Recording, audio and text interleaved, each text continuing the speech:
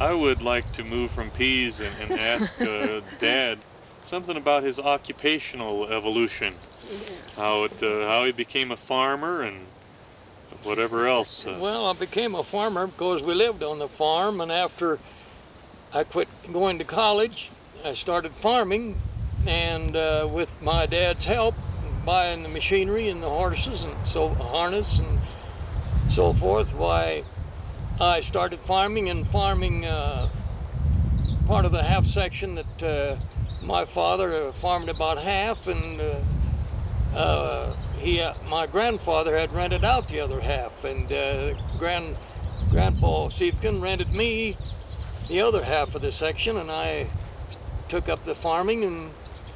But it wasn't a very profitable deal. The first year I farmed, we did all the work, and in 1926 we didn't raise hardly anything. It was so dry in a couple of those years, and well, it did get a little bit better. But in 1930, I bought my first tractor, and I was farming the whole half section. Dad had quit farming, and he turned it over to me, and we bought a combine and started combining, and our own grain instead of using the binder, which they were becoming extinct. And I enjoyed that, and I did a little custom harvesting for some of the neighbors, and I continued to do that from 1930 until 1936. And in 1936, I bought a new combine, and I thought about making a little more harvest than just the local area, so I pulled the new combine to the southern part of the county, about 30 miles away, and where the harvest was enough earlier, it was a week earlier, and I made a pretty good run of combining for the fellows down there. And when theirs was done, well, I came home and did our own harvesting, and I did that in 1936 and 1937, and our crops weren't always so good that sometimes we'd get hailed out, and sometimes this and that dried out, that in 1938 I traded the 36 combine for a brand new 38 on rubber tires, and I hauled it out of the factory to Enid, Oklahoma. And when I got down there, I found a place to start harvesting, and set up the combine near Enid, about 10 miles out of Enid, at George Tritzler's. And I followed the harvest made the harvest there in Oklahoma, and then I made another harvest in Kansas, and then came home and did all my own harvesting and a little for the neighbors, and that had turned out pretty profitable, and so I continued on, and we went to Dakotas. We didn't know much where to go in the north, but we wound up near the Canadian border and about 15 miles from the Minnesota line. And I did that in 1938 and in 39. And when we went north, I went clear up to way up to northern Montana. Trying to think of the name of the town. Scobie or? No, not Opheim. And then in 39, I bought a lot of the fellows that had bought combines, and they'd had rough luck combining. They just let the dealers repossess their combines, so that the company had a lot of used combines to sell in 39. And a neighbor and I each bought a second combine, and we started harvesting from Oklahoma on north with 2 combines. And of course that could almost double our income. and was working out better than farming, and I would let my youngest brother do a little of the cultivating to home, and on the cultivating corn, and then we'd come along and harvest the wheat and go on north to Dakota or Montana, and we continue to do that, and through 1943, because I know one year we were completely hailed out. One year we had rust so bad that the crops were very poor, and other dry years, and that at the end of the year in 43, I had been farming 800 acres, but the two combines were grossing a lot more money than farming the 800 acres. And when it got to be too big a chore for Louise to keep the hired men in line, why, she said, we either got to quit farming or we'd fall in the harvest. And the farming hadn't proved very profitable. Well, I decided if I was going to quit anything, I'd quit the farming and turn that over to some of the neighbors. And my brother, he wanted to start farming. That's when Vernon started farming, and he took over most of the home-owned, the family-owned farm. And we decided to move to Colorado. And we moved out in the fall of 43, and I got busy at other things, and with a partner, I got into the business of running a service station and other things. But I did continue combining, and down in... Did you go in 44 and 5? Or? And 44, I do remember going. I went in 44 and 45. What year did you start with me? 49. 49. Well, anyhow, in 46, 47, and 48, I didn't harvest. I sold almost all of my equipment, and by that time we had a motel in Loveland, and service station with it, and with a partner I was selling cars. But that ended in 48. and 49 I thought, this isn't the life I want. I like to go do the harvesting. So in 49 I started harvesting again, and I started out with an old combine, a couple like I had used. And I took Jerry along. He was just 12 years old. I took him along to drive the tractor. And Louise hated to see him go because she thought he was too young.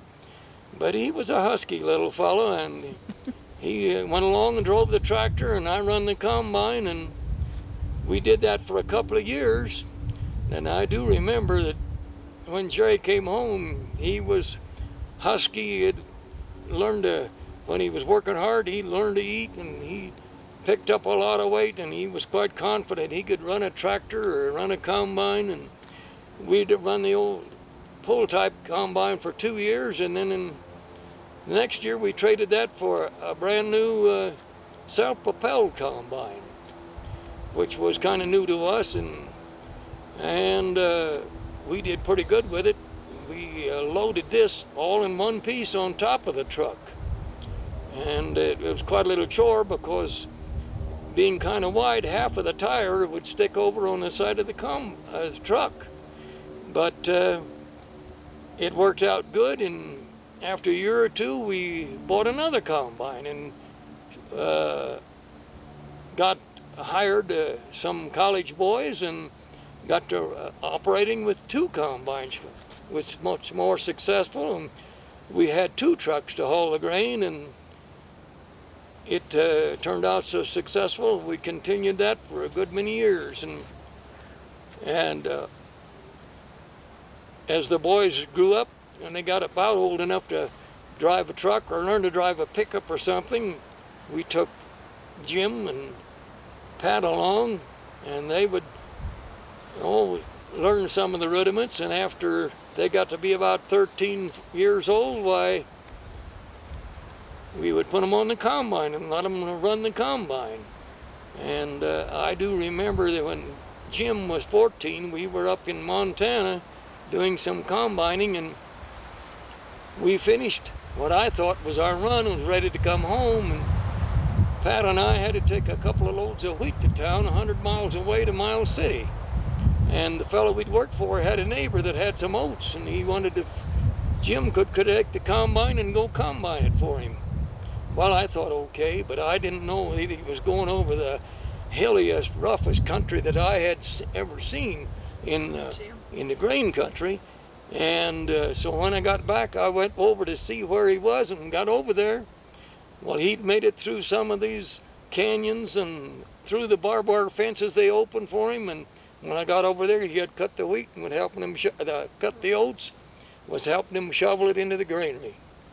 So I could say after that, when they were 14, those boys could run a combine, just handle it almost anywhere. You even recruited Mom in the 50s somewhere, Yeah. what, about 55, or was it before that? Well, then when about 55. I asked, when Pat and Jim were going with me and I had some other hired help, I asked the two younger boys, Dave and Mike, if they wanted to go along. And oh, they was anxious to go. Boy, golly, they could go along. So Louise said if I'd buy a trailer house, she'd go along with us and do the cooking. And well, we had always ate where we scratched before. We always got boarded where we worked. But it was getting to where there were quite a few fellows that were combining that were using taking a trailer house and had to do their own cooking because things were progressing where most of the people didn't feed you anymore. So I took the 4 younger boys then, and Jim and Dave kind of went along, and they finally learned to run a combine one round over noon, while Louise would bring dinner to the field to save time, and we would let the boys run the combine one round around the field while we would eat dinner. And it just progressed. They kept on, and in a couple of years, even the youngest was running a combine just like a veteran. And we continued that on for several years until in the late 60s, I decided to quit. And I sold all the equipment up there in Montana and come home. And Jim and David had gone to New Orleans and were working for Jerry down there in his company. But they didn't like that kind of work. They liked the combining better. And so David wrote home and said, well, Dad, if you would help us, we'd like to go harvesting again this summer. So he came home, and a little later Jim came home, and we got busy and rounded up a bunch of combines and trucks, and we started it for another round. And we, while they only went 1 year, we had a pretty good summer, and we had bought used combines and trucks. And when we finished up in northern Montana, we sold everything out and cleared out again, and the boys divided up the profit, and they started going different ways. But Jim, he bought a trailer toter and started pulling trailer houses all over. And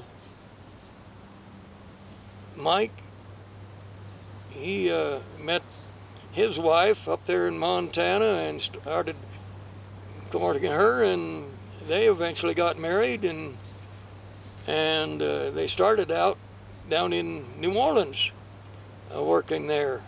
But eventually they came back up to Colorado. Did they meet in the wheat harvest? Yes. Yeah. I didn't remember that. Yes. Yeah, we harvested there. Diane's home is in Conrad, Montana. Not now, but it was then. I want to interject something, go back a little bit, Yeah. where Father told about your first going to help him as his hired man to drive the tractor, and you were 12.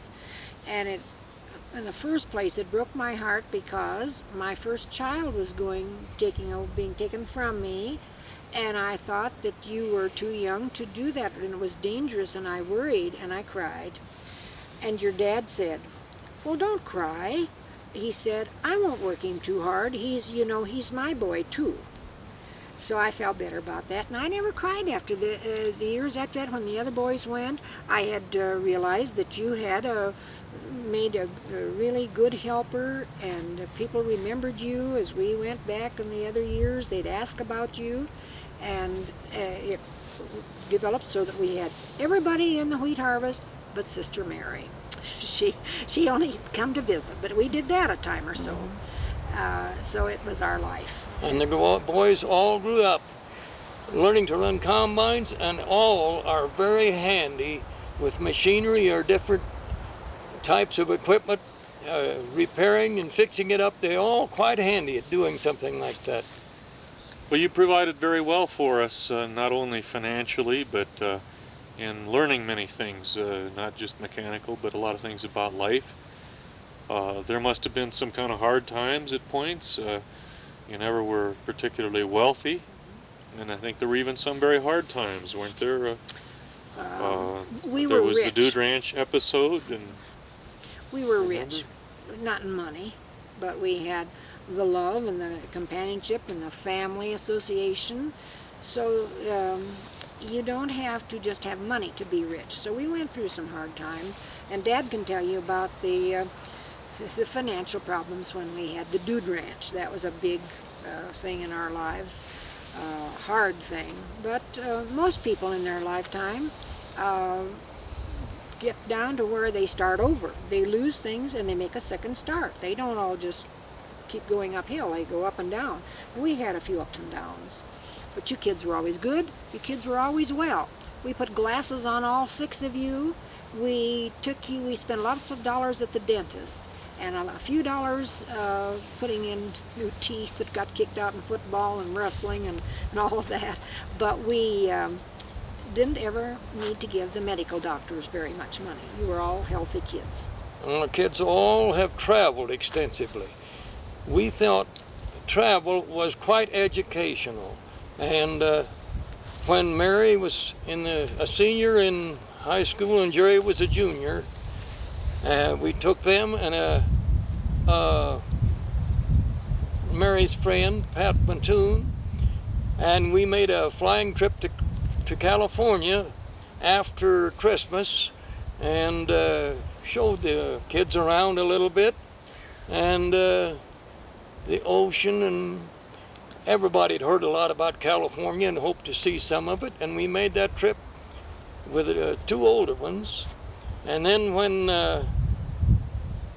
Pat and Jim and David and Mike were all, they were about through high school, the 2 older ones, we took off one year, and we went up to Seattle first, didn't we? That's right. And then where my brother lived, and then down to Oregon, where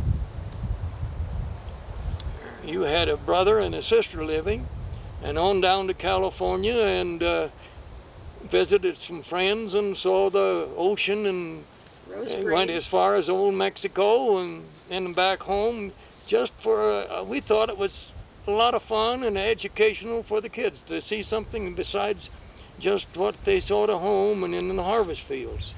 Well, I remember you as probably the world's greatest travelers. You've been about every state and some foreign countries, and I think that started way back even with some long trips. Wasn't your honeymoon rather long? I mean, Yes. mine was 3 days. Now yours was longer than that, Ours wasn't was it? like 6 weeks. We were married the 1st of August and came home the middle of September. And we had a lot of work because we had our home to get prepared. The old home that Grandpa had built, and it needed repair. People hadn't lived in it for several years. So we had work to do, but we had a great, inexpensive, enjoyable, pleasant honeymoon. It was great. Something else crossed my mind a minute Tell ago. us where you went on your honeymoon, Mother, and how you went. We went to the Black Hills and spent 2 or 3 days. And then we, well, first we got up to went to the Cave of the Wind Caves National Park that second night after we were married.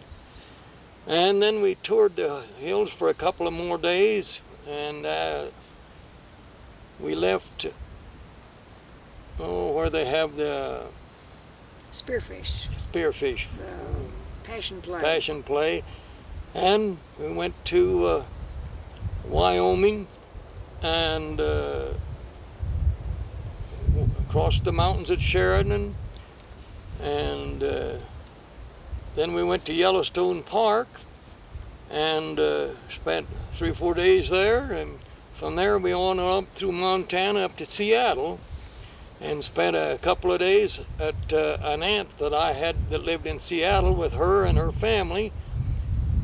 Then we went on down to Oregon, where Louise's brother Bob, Joe lived, and his wife, and you can tell it from there. Well, Brother Joe wasn't married then yet, but we went to Uncle Joe Waltz's place where there were a number of cousins, and we had a great time. We just mooched off of them for a week or two. We had such a fun time. We went Was down, this a trailer house trip? No, No, we no, it just, wasn't. we had, That was later. I was Yeah. about 4. On our Yes. honeymoon, we didn't have any Yeah, kids. okay. I mean, I want to make one confession that about maybe the 3rd day after we were married, or the 4th, or somewhere along in there, I suddenly came to the realization that never would I be able to make my own plans the way I wanted to do without consulting the party, and I almost was overwhelmed because I had a boss then that I had to do what he did, where he wanted to go or whatever, and it's continued for like 49 years. So Tell us about Yeah. your motel accommodations in Yellowstone. You didn't stay in a motel. oh no, we had our tent right with us. It was a nice little tent that fit over our 1933 Ford car, fastened on one side and pulled out to the side, so we had a room. We even cooked our meals and saved money. We didn't have a lot of money, but in Yellowstone Park we didn't realize that there was danger. The bears we knew were there, and we woke up one morning to discover that a bear had come. We'd left some things out on the table where we had had our supper the night before, and a bear had come and demolished things to scatter everything off the table. He didn't come, he might have looked in the tent, but he didn't come, and we didn't see him. But we also learned that you don't hold up a fish and coax a bear to come on, or have a piece of bread and butter. We have some pictures in our honeymoon book that your dad was feeding the bears, and we learned a lot of things because that was our first trip to the West Coast. Before that, I had made to 26 of our states and a couple of Canadian provinces, and we had, both of us, what you call itchy feet. We wanted to travel, we wanted to see things, we wanted to get to various parts of the country and know what a beautiful country we have. So a lot of years we've traveled, and some years, and I think some of you have the same thing. Look at Sister Mary, she's been to Europe. Jerry and Mary Ethel probably will be going there one of these times when they don't have the kids in school. You have to have the yen for it. I have just about maybe concluded places where I want to go. I would still go to some places, but if I don't, I have to just thank God for all the places that I have been and how many things we've enjoyed together.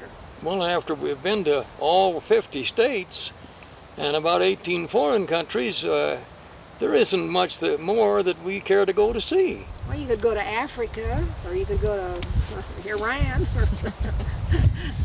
Dad, would you tell us your story about, you loved California. It was the Mecca for you, and you went out there several times. In your first trip, you went free of charge. Yeah. I went out in 1926 because I'd heard so many people telling about California, and my parents never did get very far from the home. the furthest they ever got from back there in Nebraska was out to Colorado to my uncle's in eastern Colorado, and they made a trip to Colorado Springs and rode some of those cogwheel Elevators. Incline railway. railways and so forth. That's farthest they ever got. And I heard so much about California that I wanted to go there. So in 1926, after I'd shucked a lot of corn, there wasn't much to do for the rest of the winter, I hitchhiked out to California. And I wound up near Stanford University, and was staying in Stanford. I got a job, a fellow that picked me up, and I worked for him as a helper in a red rock quarry for the rest of the winter. And I worked around, and I managed to buy an old Model T touring car to get around in and enjoy that. And I made several trips to that old $30 Model T to San Francisco, and then I decided to drive it home. But I wanted to go to Los Angeles and visit some friends, and so I took the boss's nephew, and we made a night trip down to Los Angeles, and I left him there and visited a few days, and then I headed back home in the old Model T. And it was an economical old car. In fact, it was so economical that I figured out how much gas and stuff I bought and the mileage, and that old Model T made 34.5 miles to the gallon of gas. And it was a good thing it made good mileage, because I was just about broke when I got home. Dad, you started out, you were broke too, and I don't know about that hitchhiking. I think you need to explain that a bit. Well, I hitchhiked, and I had no luck. My hitching was all hiking until I got to Juanita, Nebraska, not Juanita, Juniata. Oh. And from there on, I rode on the back of the engines on the railroad, and I continued to do that till I got to Salt Lake City. Then at Salt Lake City, I went up to a copper mine. I caught a ride with a truck up to a copper mines. I thought maybe I could get a job up at a copper mine, but they weren't taking on anybody. And so I crawled on the back of another freight engine or passenger train and engine, and rode on clear on to California. And I rode there into the we come down the Feather River Canyon, where there was snow and everything, and crossed the river into Oroville, California. And there I could see orange trees, all full of ripe oranges and so forth. I got off there and stayed a day, and I thought I'd get a job there, but I didn't manage to get it done, so I went on to Marysville. And Marysville, I did get a job cleaning up around a laundry, and got all my clothes washed and so forth, and I stayed around there a day or so and couldn't find any work, so I headed for San Francisco. Well, I got off in Oakland, because I was riding the rods, or not riding the rods, I was riding the passenger train where you didn't have to pay any fare. And I got off, and there was a couple other fellas got off there in Oakland, and I went up to see some of the places. It was about Christmas time, and I thought, well, maybe you get a job working for some of these big houses like Sears and Roebuck or Montgomery Ward, or wrapping packages or doing something, but it didn't work out, so I took the ferry and went across to San Francisco. And I spent about a day in San Francisco, and I wasn't doing any good, so I started hitchhiking down the highway toward Los Angeles. Luckily, I didn't get very far. Before I got to Palo Alto, the home of Stanford University, a fellow in an old Model T car picked me up, and and took me on down to where he stayed in Palo Alto. And he needed somebody as an assistant. He was the drilling and blasting rock in a red rock quarry that was to be used in a construction outfit in a suburb of Palo Alto.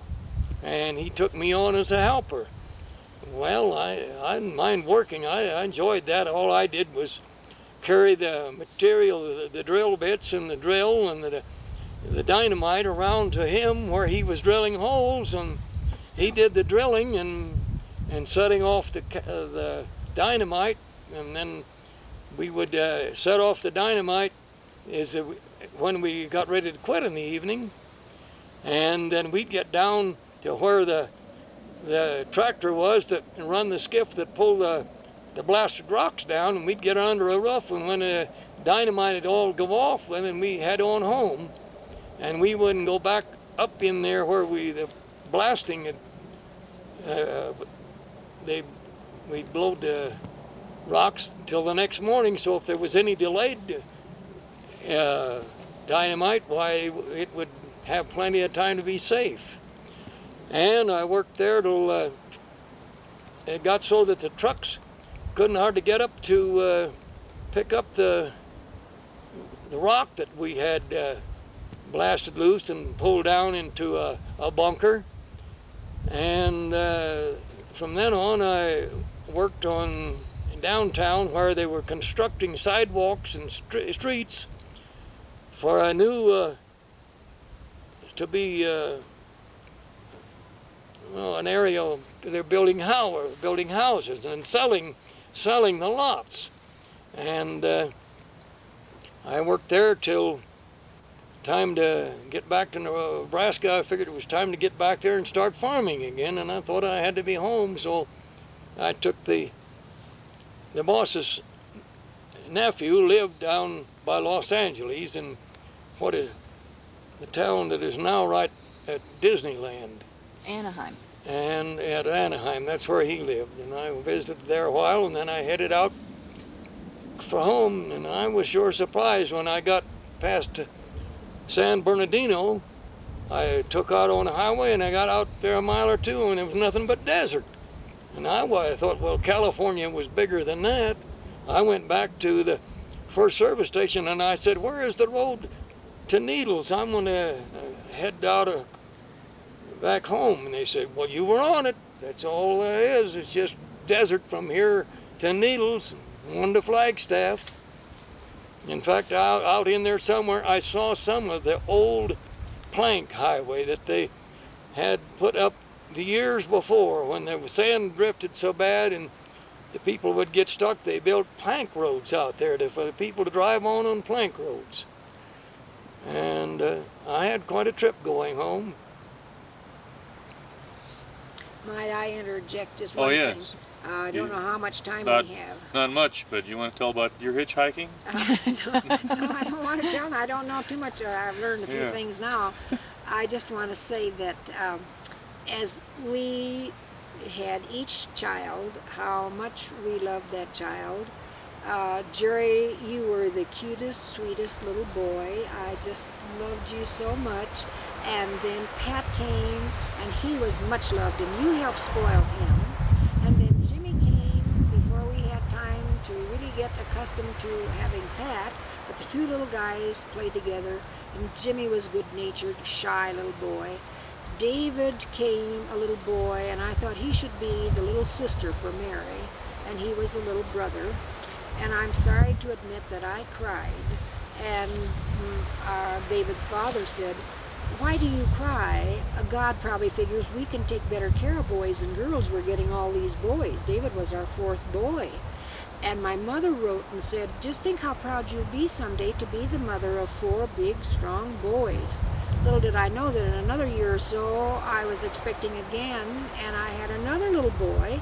I was not unhappy with him. I was very glad because I could see that the pattern was great. The family would fell in really well, and I need to apologize to David. I used to sit and hold him and look at him. He was a beautiful, perfect, good little boy, and I was ashamed that I cried to think that I ever wanted any other baby, that I'd wanted a girl instead of David, who was just a great baby. So you brought so much love and so much enjoyment to our family. And true, you were normal kids. You had your little spats and fights, and our four last little fellows romped together and played like you would turn four puppies loose, and they would roll around on the living room floor or out in the yard. They enjoyed one another a lot, and they still live in the same town, and they still get together. They're still on speaking terms, and It's we a pretty still remarkable family. Yeah, that's There are so many stories I wish we could takes a long time. cover, and I so am, many funny incidents and heartwarming ones, but I think we're going to have to go eat lunch. And thank you for all of this time. We've used think up all about the film. time we sold the house and moved up to the farm for 3 years, and the boys hadn't been on a farm. The younger ones, the four younger ones, had never been on a farm, and they enjoyed it so much they just run all over that farm. They were just like a bunch of jackrabbits. You turn them loose and they were just all over the farm. 3 years we were there, they really enjoyed that. And another incident I remember, while we were there, I got a hold of a couple of these scooters, and we were going to have Pat and Jim ride them to school, but we were afraid. After we got them, we got to thinking if they were playing basketball, they'd come home after dark. They'd have to come home on a highway that was so well traveled that, by golly, we was afraid they might get run over. So we didn't, we would go and get them after. They'd go to school on the bus, but we'd go get them after basketball practice. But when Jerry came home, he and Jim got a hold of those scooters, and they made a regular racetrack out of the area around the chicken house and garage. And they just went around and around that one afternoon till they just wore a path around there. There's a million things we could recall of things that we used to do, and it's been good this afternoon for us to think back. I hadn't thought about a lot of things we talked about, but there's a lot more that we could do. We had, when we lived in Loveland, I wound up buying a couple of Shetland ponies for the kids to, because I always wished that I had had one when I was a kid. And I did buy one when my youngest brother was a young kid, and he just grew up to love and ride that Shetland pony. And so that when the younger boys got to come along, we got a couple of Shetland ponies. While we didn't have much of a place to keep them, we managed to keep them a little ways away outside the city limits. But they had a lot of fun with those Shetland ponies.